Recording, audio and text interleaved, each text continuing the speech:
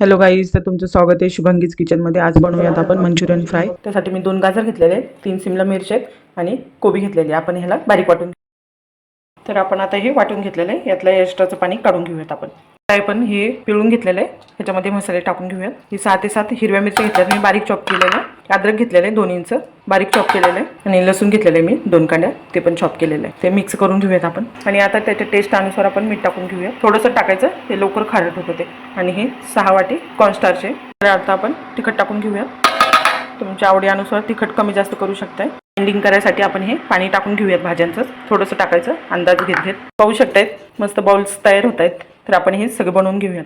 तर तेल आता तापायला ठेवले, गरम झालेले आहे तेल। आपण एक बघूयात कसे झाले ते। पाहू शकताय मस्त बाउल्स तयार झालेत आपले। त्याला पूर्ण लालसर होऊस्तोवर आपण फ्राय करून घेऊयात।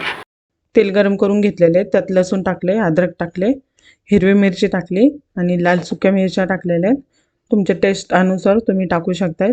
तर बारीक चॉप केलेला कांदा टाकलेला आहे, शिमला मिरची टाकलेली आहे, शेजवान सॉस टाकला आहे 2 चम्मच, ग्रीन चिली सॉस टाकलेले आहे, रेड चिली सॉस टाकलेले आहे, सोया सॉस टाकलेले 1 चम्मच आणि हे कॉर्नस्टार्चची सरी बनवून घेतलेली आपण थोडीशी ती टाकून घेतली। ते बॉईल झाले की मंचुरियन टाकून घेऊयात आणि थोडंसं मीठ टाकून घेऊयात। तर सर्व करूयात। आणि रेसिपी कशी वाटली ती नक्की कमेंटमध्ये सांगा। लाईक करा, शेअर करा आणि कमेंट करायला नक्की विसरू नका।